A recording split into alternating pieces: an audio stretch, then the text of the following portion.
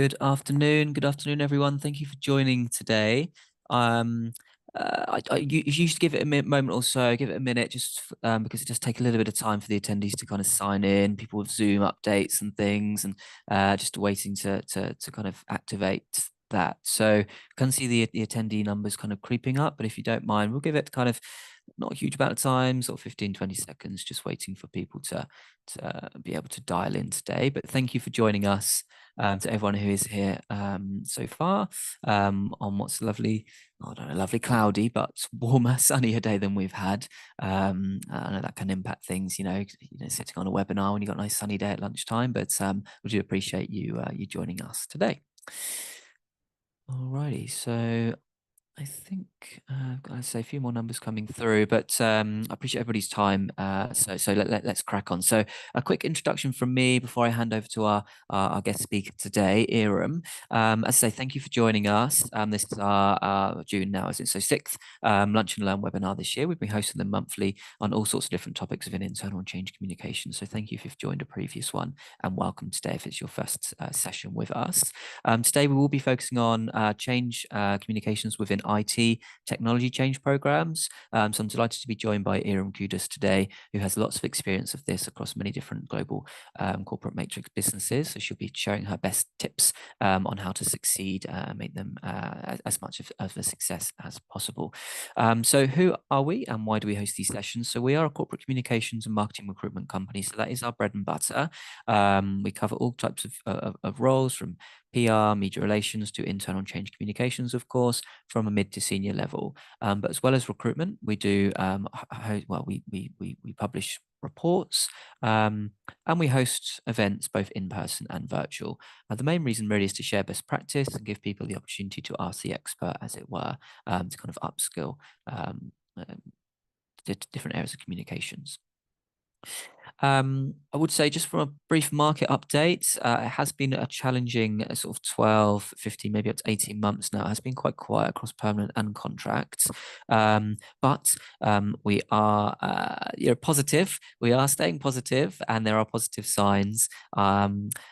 Firstly, political, the fact that the election has been brought forward, we hope that will stimulate things a little bit sooner with regards to that certainty in the political sphere, and also with the financial markets as well. I know there's definitely talk of interest rates, going down in the next kind of review. So hopefully we get that political and financial certainty, stability, and then we'll see more change projects, more budget for change projects released, because that's a bit of a stumbling block at the moment. Lots of the projects that we have worked on have been more business as usual cover roles, as opposed to those change and transformation that we really do like to get hold of. The key thing with this one, I know it's not everybody's cup of tea, the IT change transformation, but it is a big part of course, the business world, and is a big part of the change management, change communications roles that we cover. Circa 30% of all change projects have got a real focus on technology, whether that's an S4 HANA, SAP, ERP rollout, these kind of things. So it's really good to get to grips with it if that is something that you're looking to pursue. So as I say, I'll stop here. I'll hand over to our expert, and we will run a Q&A at the end. So if there's any questions that you've got on the top of your mind, add them into the Q&A, and we can cover those at the end. But as I say, over to you, Iram, and thank you again for joining us today. Thanks, Matt, and thank you for inviting me. So hi to everyone. Welcome to Tech Change Storytelling, Where to Start. Now, I've been doing comms for various change projects over the last 10 years and 5 years in agile transformations. I've worked in financial services, IT, fintech, and insurance. And I see the same gaps and challenges again and again when it comes to doing comms for tech change, which is why, in fact, I actually set up the Agile Storytelling Company. Now, I believe there's a gap here, and I believe that us comms folks, we can plug this gap, and I'll talk on how we can bridge this disconnect in this session. Now, with that, I'm just going to share my screen.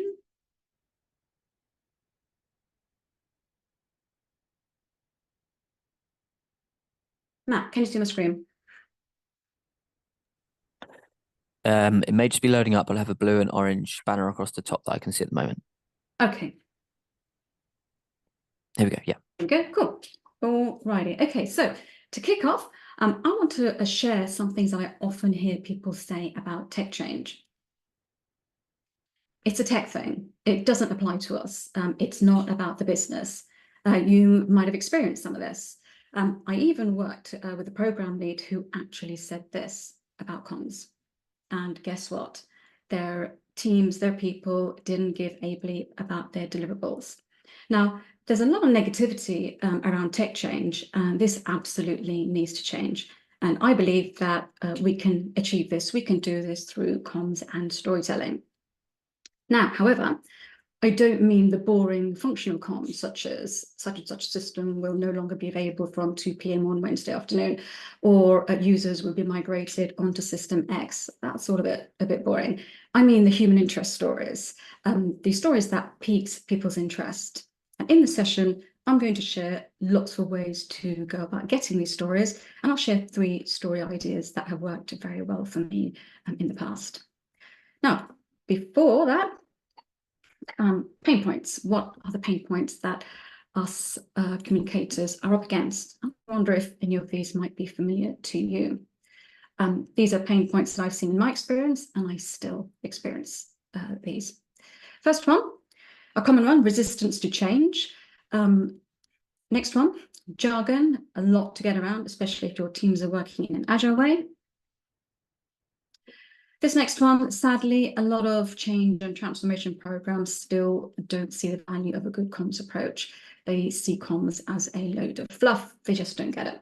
It's a real missed opportunity in my experience for getting buy-in, in my opinion. And we'll take a look at this in this session, how we can address this. And if you look over to the right, some challenges working with tech teams, which we'll look at today. Blockers to comms. Now, some leads, in my experience, only want to communicate in good times, but where's the trust in that? And that will just breed speculation and negativity. Sprint releases and schedules. How do your tech teams work? How do you align your comms plans to those release schedules? And we'll take a look at that in this session.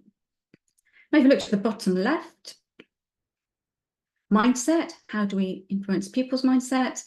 Traditional approach to comms, in my experience, doesn't always work. Culture, a big issue, a big ongoing issue. Now, I will go through most of these, a few up here on the bottom right-hand corner. Don't have time to go through all of these in detail. I will touch on most, but if any of these do resonate with you and you'd like some support, do get in touch. Right. First one, mindset. After all, change does start with mindset. And before we can change anyone else's, first we need to change our own. Now, to adapt your mindset, I'm going to call out the one thing that I recommend you stop doing and the one thing that I recommend you start doing to transform yourself. This is based on my personal experience of working in various change programs. So here's the first thing that I recommend you stop doing. Stop thinking that the change doesn't impact you, or there's a real risk that the project will fail. And the one thing that I recommend you start doing is being flexible and pivoting. Now, tech projects change. The scope, dates, budget, plans, something will very likely change along the way. And this really should be recognized as a norm and not a negative thing. I see and hear people gossiping about the coffee machine or WhatsApp. We need to have the mindset that things will change, dates will slip, things will slip, and pivot ourselves, pivot our plans, and not be negative or despondent, which is something that I see a lot of. And we need to embed this more flexible way of thinking across the board. So that's the first step around mindset. We need to start with ours before we can influence others. Next is the approach to comms. Now, the traditional approach, in my experience, doesn't tend to work in a change or a transformation environment. So I'm going to call out the one thing that I recommend you stop doing and one thing to start doing to transform your approach to comms. So stop just focusing on top-down comms and functional comms. It's not just about the strategic initiatives, and functional tactical comms are just so uninspiring. And instead start telling people stories. It's those human interest stories, and that's what will get people aligned to tech change. and take people on the journey. I'll share some examples a bit later. So you've adapted yourself and your approach. What's next? Working with tech teams. How do you work with tech teams? Now, where do you even start? There's so many roles in tech teams. And then on the business side of change, there's these roles. Now, you can't get to know them all when you're first starting out, but by the time you've got into the groove with the approach that I'm going to go through today, you will know these folks. And more importantly, they will actually get to know you and start to bring story ideas to you. This is what happened to me. So my recommendation is get hold of an org chart. By the way, I'm not suggesting that you have all of these roles in your organization, but find out which ones you do have and get a description of the roles, because these roles can vary from company to company. This really will be very helpful because you'll be very likely interviewing these folks for stories. Now, who do you start with? Now, I recommend making the delivery lead your new BFF. Another leader of change, whatever their title might be in your organization, is the person to connect with and start to build a relationship with.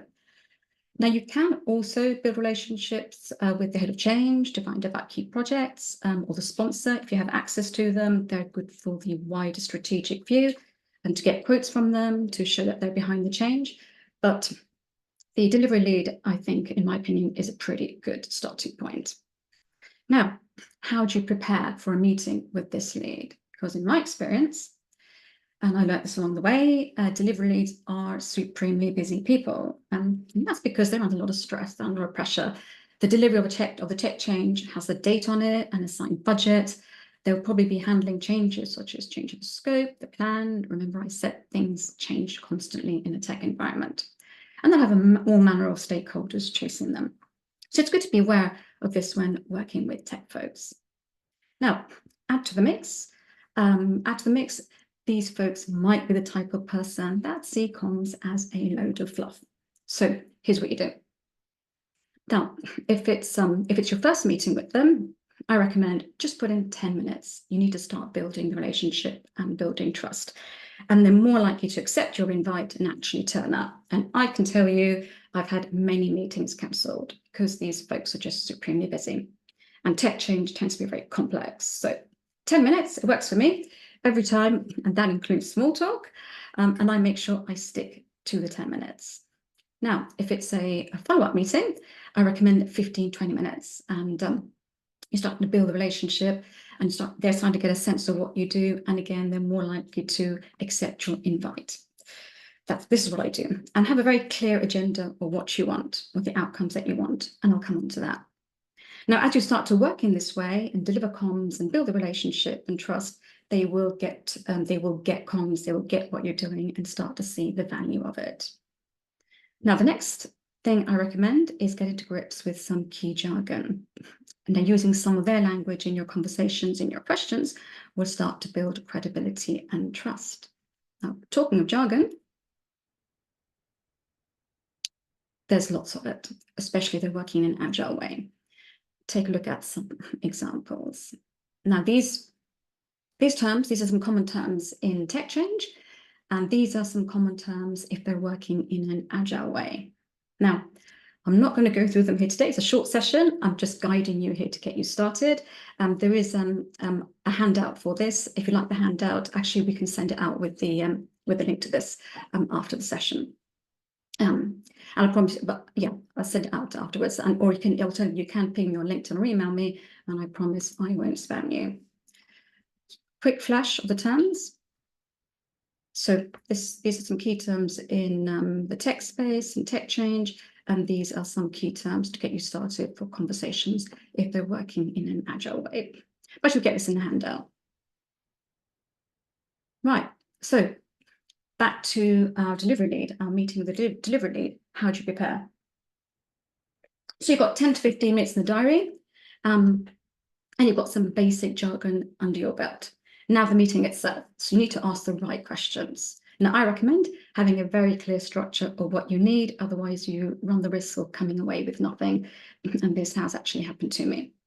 So some question examples to start with around the journey. So if it's your first meeting, 10 minutes, talking on what's the vision, what are the goals of the change.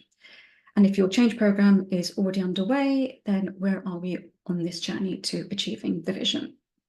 Then the next set of questions you can ask is around the deliverables. For example, what's the release plan for the next, what's on the release plan for the next 3 months? And note there, I'm starting to use some lingo, the release plan. And you can start to build out your plan. So what are the big ticket colleague or customer impacting items? What's happening in the next sprint? Again, a bit of lingo to start building trust. Other questions you can start to ask to tease out some stories are, what are the successes? What are the key milestones? How's BAT testing going, for example? Again, a bit of lingo there. What does go live week look like? So now you've got a bit of a view, a bit of picture of the project and the changes and where things are at. You've got some story ideas. Next thing is you need the actual story. So my recommendation here now is to get some names of who to interview, because the delivery lead is unlikely to know all the detail. So get them to point you in the direction of some folks to interview. And this way, you're actually also starting to build your network of contacts for future stories. Now, repeat this whole approach end to end, and you'll start to educate not just your delivery leads, but also your interviewees on comms and storytelling. And your interviewees, by the way, are those folks that we saw in the role slides earlier. And then these folks will start to come to you with their success stories. And this is what happened to me. It was great. Architects, engineers, Scrum Masters, who typically don't really don't at the forefront of comms or being interviewed, but actually they got it. They got the value of the comms, and this approach worked really well. Right. So you've got some names of people to interview. How do you interview them? Now, I recommend using this structure in interviews, or you will get lost in jargon. Again, this has happened to me. So some questions to get you started. What's the current state? What happens now? And what's changed? Is it a new tool? Is it a process? Is it something around ways of working? And what does the new state look like? What does the new thing look like? And then you can start asking questions around benefits. Who stands to benefit from these changes?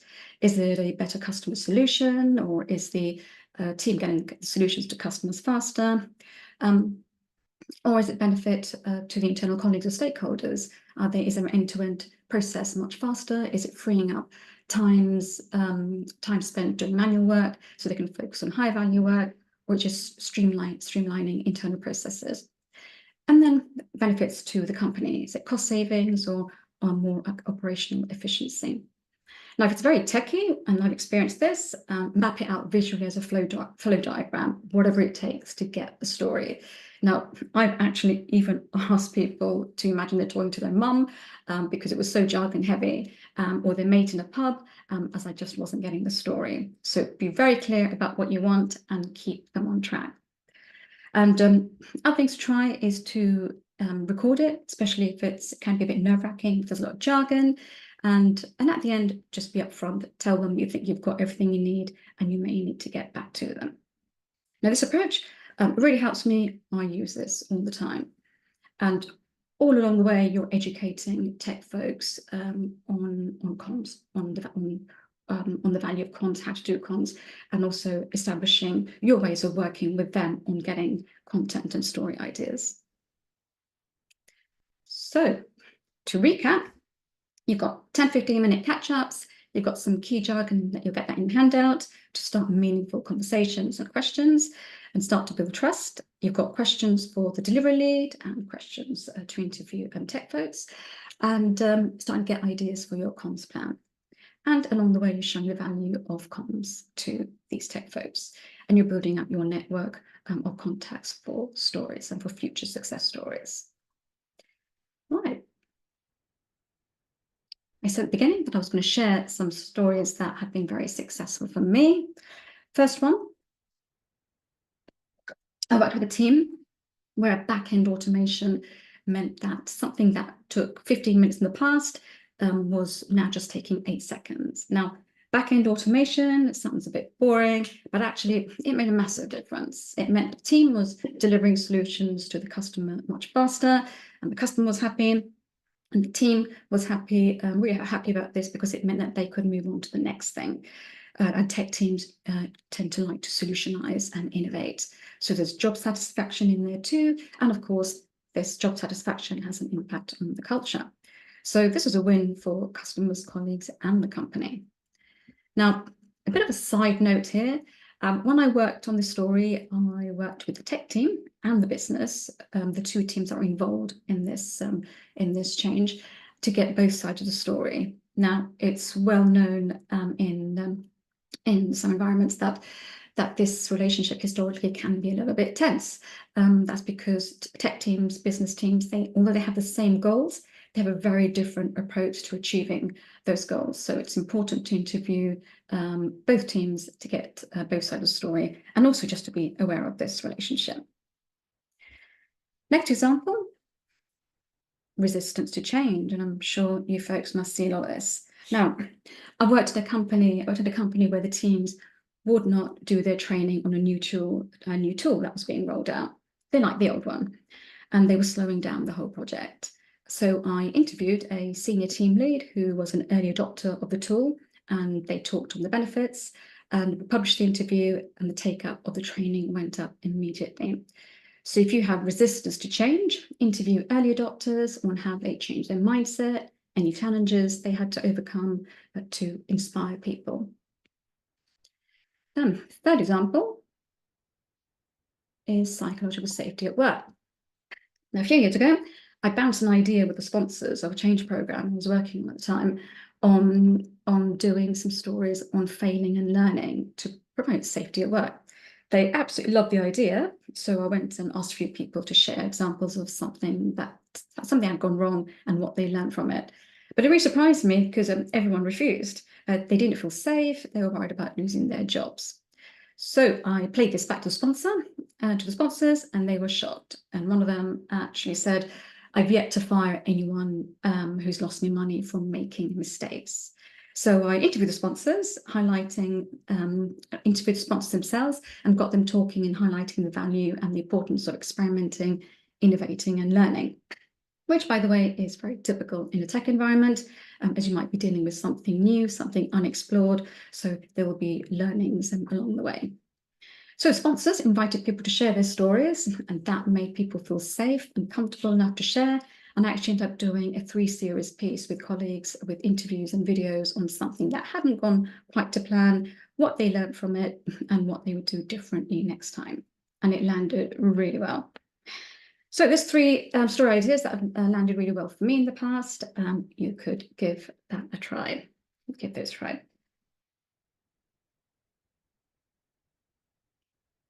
Right.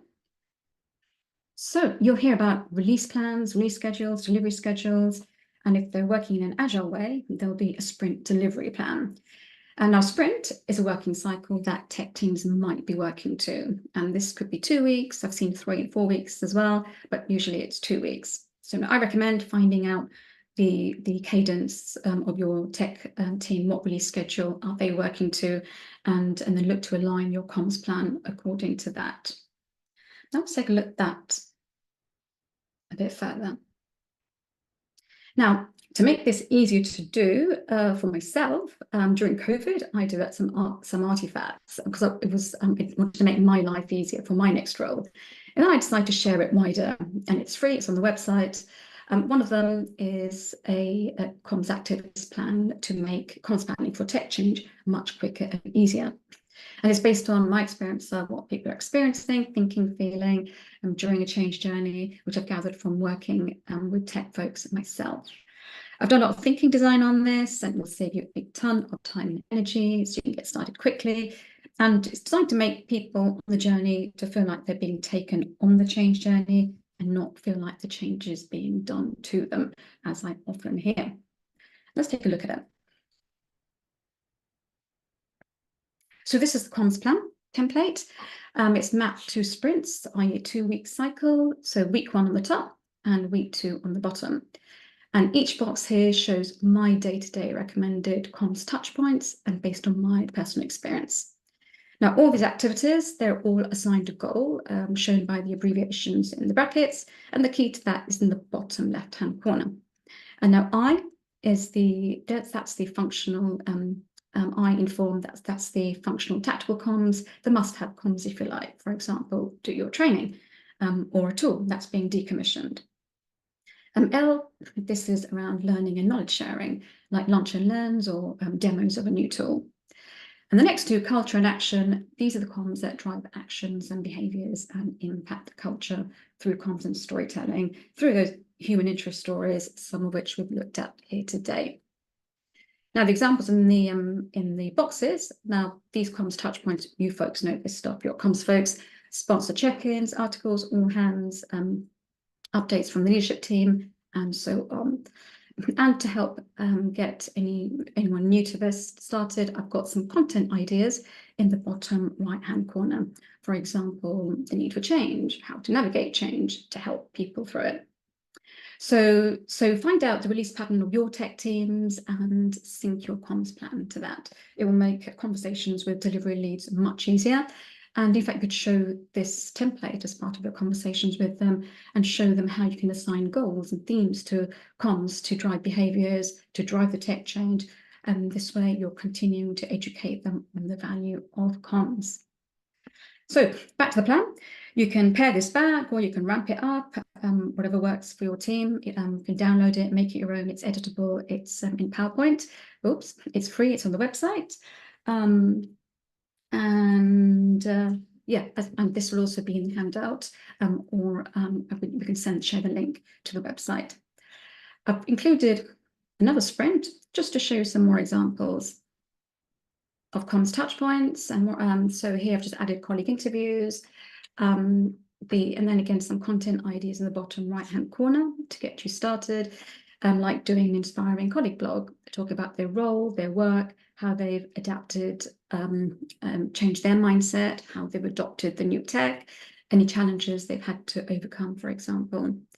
And I recommend regular updates, keep people up to date on the change, and for example, a newsletter to round things up. Right, so that's the comms template. So conscious I've hit you with a lot here, but I'm hoping that this will get you started if you're new to this, or if you just want some ideas if you're already working in tech change comms. And I want to give you good value for sacrificing your lunch hour on this semi-sunny, semi-cloudy day. Just going back to the pain points that we started with, that we worked through.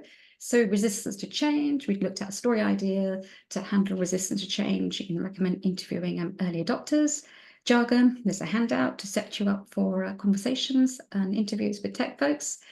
We've looked at how to gradually show tech folks the value of comms through asking the right questions and using our comms template. Working with tech teams, giving some very practical tools on how to work with tech teams, asking the right questions and structures. So giving you some question ideas and structures on how to interview them. And I've shown you how to use our comms template to plan and align to a release schedule.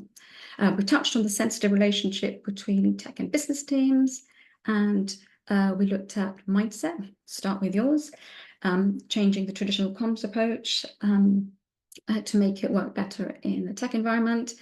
And so all in all, you've got my tried and tested recommendations here to get you started, to do interviews, put this into practice, land your comms, and mindset change and culture change will follow. And if you do put this into practice, do let me know how you get on. I'm always very interested to hear. Right, I will start to conclude.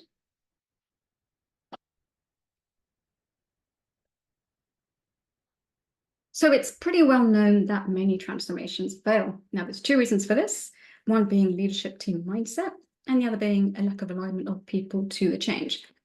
Now, I believe that we can do something about one of those. I believe there's a key role here for us to play here to bridge this gap. I started the session talking about bridging the disconnect when it comes to tech change. And I believe that we can do this through comms and storytelling. So embrace tech change, adapt yourself, and let's leverage this underutilized mechanism to drive buy-in and mitigate negativity and change this negative narrative. Now, whether you're starting out on the change journey or already on it, I recommend being curious about the change in your organization. And for any management here today, join the strategic conversations, lobby for budget for comms resource, educate your stakeholders on the virtues of good comms to drive change, and dial up comms. And if you want to learn more about tech change storytelling, I am doing a one-day course with the IOIC on the 3rd of July. I think there's still places available. Take a look at their website. Or if you want upskill in Agile and Agile comms planning, I'm running the Leading Agile comms course on the 5th of November. Again, check the website for the dates and to sign up. So that is it. Phew, really. Before we go to questions, what I wanted to add is if you'd like a session like this one, but tailored to your organization or to your team, please do get in touch. If you need support or help with any tech change or agile transformation comms, we do training, mentoring, and consultancy work. I post on LinkedIn on this space, so do feel connect on or follow me on LinkedIn. I'd be very happy to connect with you. And yeah, all that remains for me to say. So thank you to Matt. Thanks for inviting me. Thanks to Genevieve. And happy to take some questions. Brilliant. Thank you, Iram. Really great comprehensive presentation there, some brilliant tips. And I'm sure the attendees would have got a lot from it. It's a shame we can't see everybody. I'm sure people would have wanted to say thank you or, in some capacity, but yeah, really brilliant presentation and bringing something which, again, that technology can sometimes be a little bit dry, but bringing it to life and showing how you can make it as engaging as possible. So thank you for that. So I've got some questions that I'll run through with Iram now. Anything on your mind, just add it onto the Q&A and we can run through that. We've got plenty of time. So firstly, with regards to the jargon, I think maybe you went on a few of the jargon slides quite quickly. Someone asked what the BAT stands for. BAT is, I was conscious I didn't want to hit people with too much. It was just to get people, started to get people going, but we'll send the handout.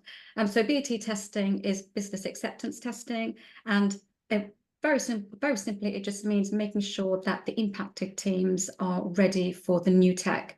And so typically you'll have some colleagues doing some testing in parallel to make sure that the systems, the new tool, apps, processes, whatever it may be, that it works and it works in the way that it needs to before go live. A very important part of the process to get this, and then bugs and issues will come out of that then they'll feed that back to the tech teams, and they'll resolve those issues, and then they'll test the tool, the thing again. Brilliant. I hope that helps. Spot on. So whoever anonymous that question, but I think that was good question. The term and the description. So Nicola asks, I'm really interested in learning more about what and how you measure the success of your communication activities. So I guess it could differ depending on the what you're looking at there, but I don't know if you've got an example that you can with regards to measuring success. Good question. There's all the usual comms mechanisms, surveys and polls, that kind of thing.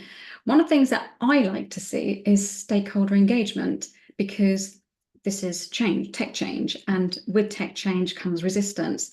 So one of the things that I like to see is, are more people engaging? And that there's probably not an official metric as far as I'm aware, but probably conversations. What are you hearing on the ground? Talk to the tech teams, talk to business teams. Are they engaging? If you're familiar with business readiness teams, so business readiness teams, their roles are to make sure that the impacted teams are ready for go live. So do they have access to the new tool? Do they have training to the new tool? And these folks will have access to the business. They've got their ear to the ground. So you could speak to them to find out, what are people hearing? What are people feeling? Are they engaging with the new tech or the idea of a new tech? So to answer the question, as well as the usual surveys and polls, stakeholder engagement activity, I think, is a really key one, because there's always resistors. Definitely, and that's a good point, because you mentioned in a presentation around the bringing in the early adopter. You brought in an early adopter to demonstrate how it's impacted them in order to combat those resistors, and then you're able to see the more people being engaged or logging in with the learning tutorials. Yeah. So then you can kind of see the direct impact of that, I guess. Exactly. Yeah, look to see how many people are doing the training, and if you're putting any content out there, look to see if people are engaging with that content, whether it's on SharePoint, on intranet sites. But training is another good one to see if people are engaging with that or not. Real. So Alex asks, do you have any tips on bringing sponsors, delivery leads on board with a storytelling approach such as this, rather than a traditional static updates, which are potentially viewed as safer or simpler means of communicating? Yeah, that's a great question. That's a great question. Now, some sponsors are really up for communicating and doing stand-ups and taking questions from folks, and others less so, which is one of the pain points I talked about. Some leads only like to talk about things when things are, give updates when things are good, but in a tech change, that's not always the case. So let's go with the worst case scenario. Let's go with working with a senior leader who's not comfortable about talking on comms, and I've giving updates on change. Now I've experienced this, and arm yourself with lots of patience, and also prepare the talking points for them. Show them that it doesn't, you can prepare really difficult questions in advance and go through it. I've done this myself numerous times. And not everyone likes being on the spotlight, so anticipate, what's the worst case scenario if there's date slippages, budget slippages, resource issues. What are the worst questions that they could be asked? Prep the answers and then work with the sponsor or the senior leaders through those answers to give them comfort on handling those difficult questions.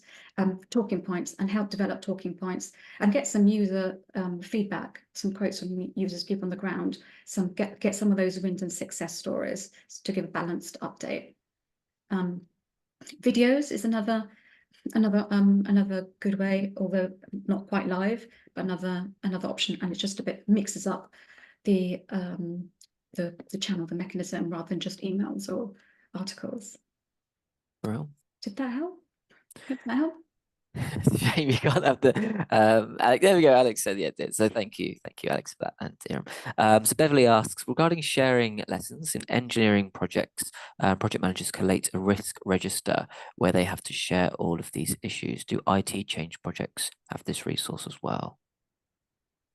Hmm. So I think that sounds like, if I understood the question correctly, lessons learned, it sounds like. And do IT, just wondering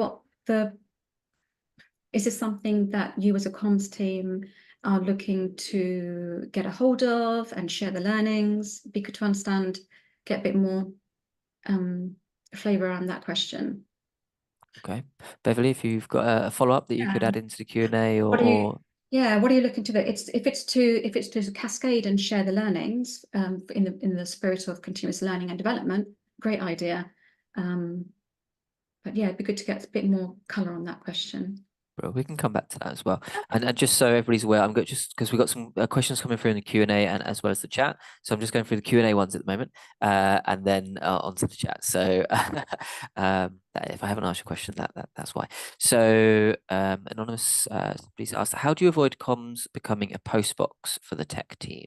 I have experience of this being their expectation of the role, whereas I had to focus on the impact of change to the global organization. It can become a battleground of expectation setting.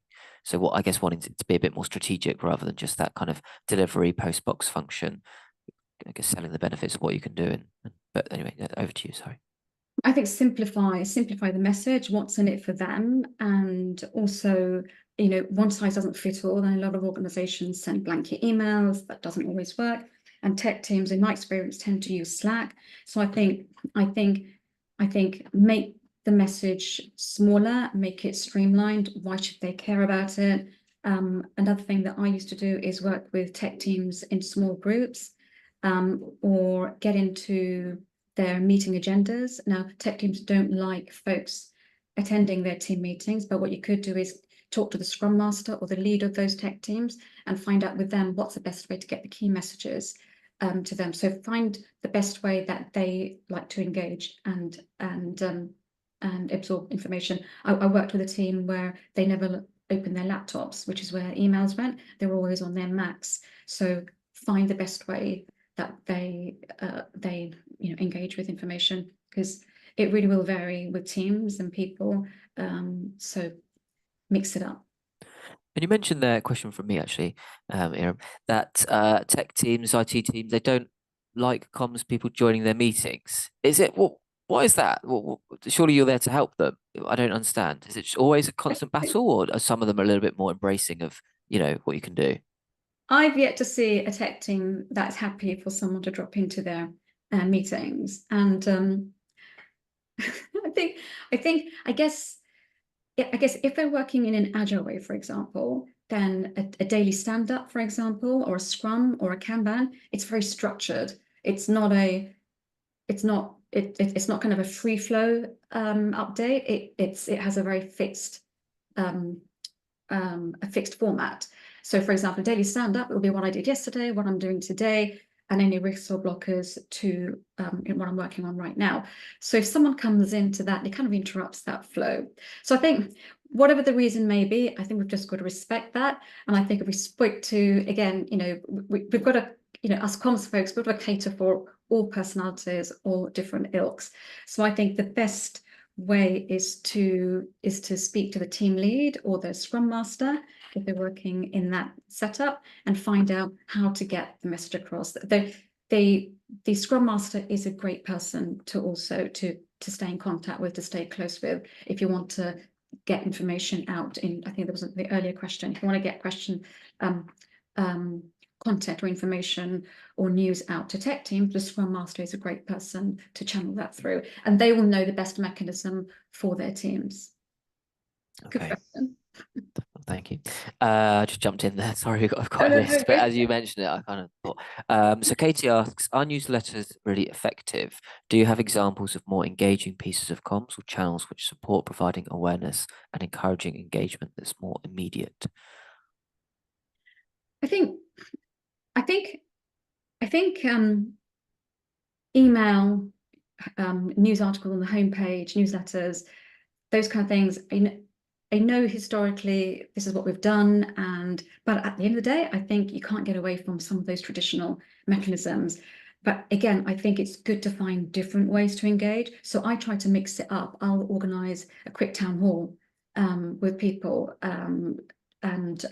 or a quick Teams call or video content, just to keep things fluid, just to mix it up.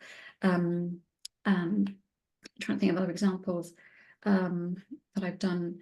Video blogs or articles, interviews as a blog, Q&As, just so the format and the information and the style is varied, just to kind of break the pattern of that. But videos are great if you've got the ability to do that in-house. That's a pretty good, quick and easy way to share content, and that people tend to engage with. So kind of multi-channel approach rather than, relying on one. Yeah, okay. Multi-channel Okay. for sure. Good. I appreciate putting you on the spot a lot here, and with lots of different Right. kind of things. So, I think there's really good answers come through. So, Emily asks here, well, she mentioned often tech change can be a very long journey. How do you sustain engagement with the change, especially with the rest of the business that feels less impacted? I find that too much engagement can be a killer. Striking the right balance is tricky. Good question. So I like to have two strands of comms, if you like, one with the impacted teams, and then the rest of the business just ad hoc comms on the channels that they engage with, so that they know. Because what happens, tech change can be something going on in the background that the wider business doesn't know about, and ultimately it may end up impacting them, or they may be onboarded onto that tech change at some point. So with the impacted teams, I think, again, mix it up, different channels, multi-channel approach that we just talked about. And I think it's really, really important for senior leaders to get in there and give updates on the progress being made, celebrate the milestones, celebrate the wins. And if it's not going so well, just to be upfront and transparent. I think some leaders tend to hide from giving updates, especially if things aren't going to plan, or they just haven't prioritized comms. I've seen work with leads who are so focused on delivering the thing. In fact, one of the statements earlier in the session today is they haven't given comms enough priority. But it's really important for those senior leaders to keep people updated, and and for the sponsor to check in with people just to keep people energized and motivated, and give recognition. Ultimately, who doesn't like a bit of recognition? And change programs are hard. It's a really, they're hard. The timelines are tough, so it's really important to keep people energized through recognition and updates. And then with the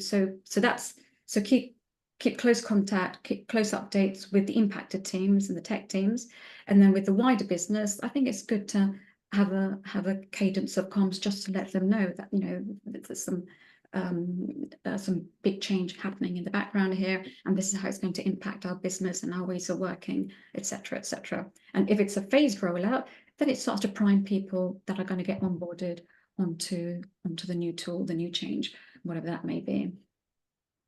Well, thank you, Iram. A question here from Abigail, just with regards to time frame. She said, thank you for sharing your knowledge and tools so generously. We've had lots of thank you messages come through, so I'll reiterate that. When is the best time to announce tech changes coming? As you clearly explained, the IT schedules are usually agile and dates often move around. When the change feels like it never materializes, it often makes the comms feel stale. The audience loses interest and trust can be undermined as it feels like promises are broken. So yeah, quite a lot to digest there, but around timeframes as well. Yeah, so timeframes. So I think it's that mindset piece that I talked about, and people get despondent when things slip and plans change, but that is just the very nature of change. So I think it's just transparency and honesty, and especially from senior leaders, I think we should encourage our senior leaders to be honest and transparent, that things will change, things will slip. And I think it's good to communicate that a change is happening, because word gets out, people start speculating, and I've seen this myself. People start to get very upset, people start to get stressed about their jobs, and when you start talking about operating in a more efficient way and being more lean and cost savings, all these things, which are actually, you could put a positive spin on it. If the company is operating more efficiently, could be more opportunities, different roles, different opportunities for people in the organization. So I think it's really important to announce why the change is happening and when and how. And if things change, really important to keep people up to date, because it just breeds uncertainty and negativity and speculation, which really it just contributes towards a toxic environment. And this happens a lot, unfortunately. So I think this is why, again, I think us as comms folks, we need to change that. I think we can, using comms and storytelling, I think just remind people of the end vision, the end goal, what good looks like, and reiterate that change journey is hard. It will be hard, but at the end of it, these are the milestones that we're gunning for and that we're aiming for, and this is what good will look and feel like. Well, thank you. Emily asks, have you experienced a change program where the delivery lead could not be engaged with at all? Maybe back to your expletive earlier, I don't know. Yeah. Yeah, tell us a little bit more about that. I've had a few of those, and this is really difficult, and this is probably why you saw the 70% stat from McKinsey's transformations fail, and leadership teams are a massive challenge, and that's very widely known. The big consultancies are talking about this all the time. I think if we can solve that problem, then we've solved a pretty big problem. But I think legacy mindset and legacy management style is a really difficult one to resolve. And how to get them on board, I think, again, I think touched on this earlier, is show them, which is why I actually said about putting 10 minutes in. If you put in 30 minutes, you're going to very likely get a decline from those sorts of leads. So I think it's a slow burner. I think be patient, stick with it. Use some of the mechanisms that I've talked through today, build a relationship. If you can, grab coffee with them in person and keep it to 5-10 minutes, just to say hi, hello, introduce yourself, and build on that. This is a difficult one, and I'm continually working on that.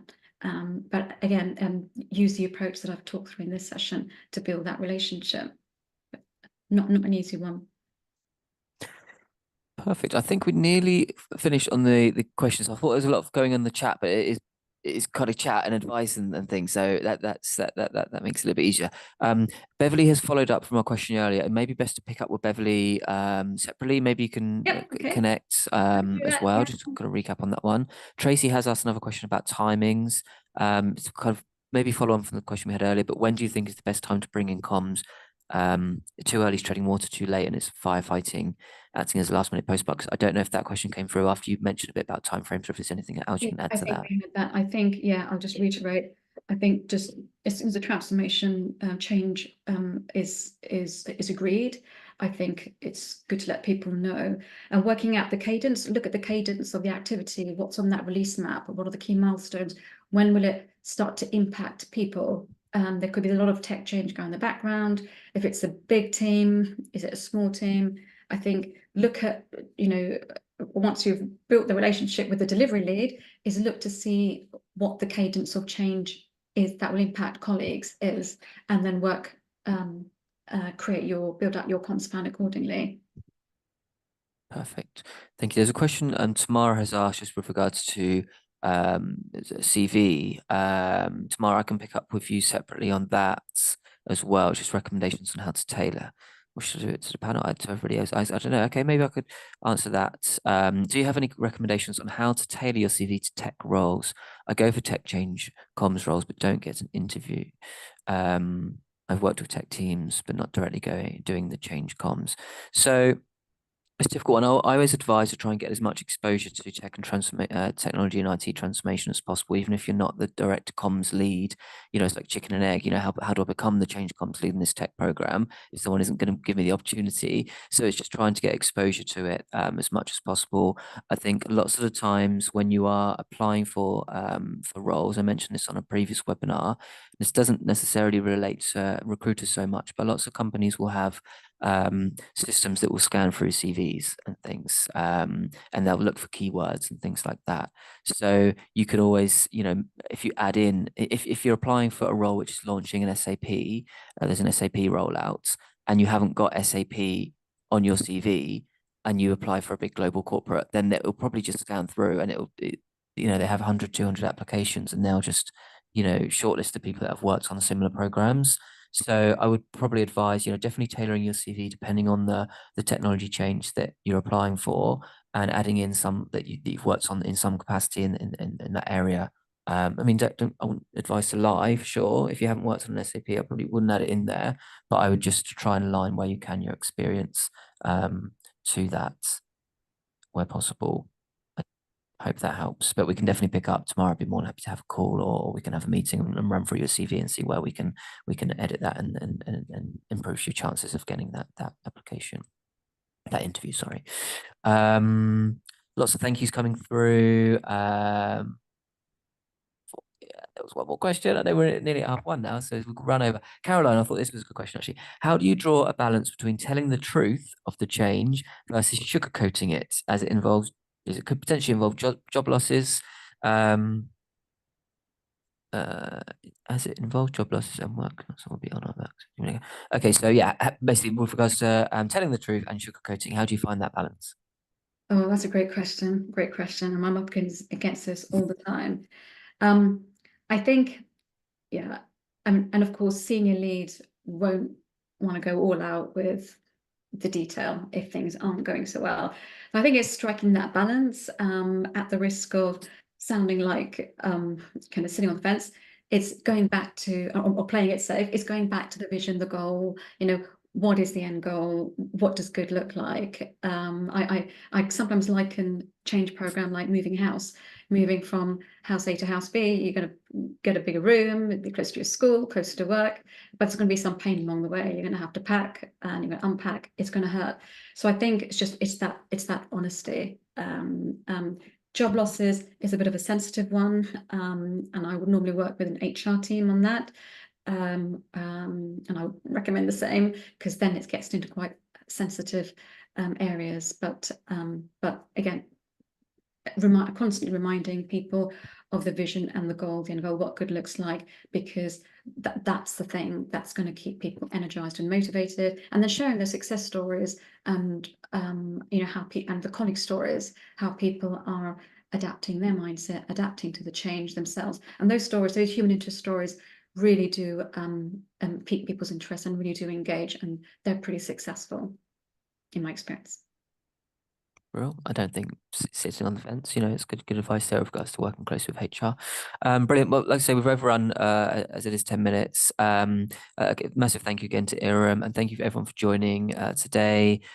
Keep an eye out, stay tuned. We're hosting another one in July. We're going to take a break in August for holidays, and then back on it again in September. So stay tuned for the July session. And again, if you ever would like some extra support with the technology transformation, then Iram will be more than happy to help. She's a coach for the IOIC as well.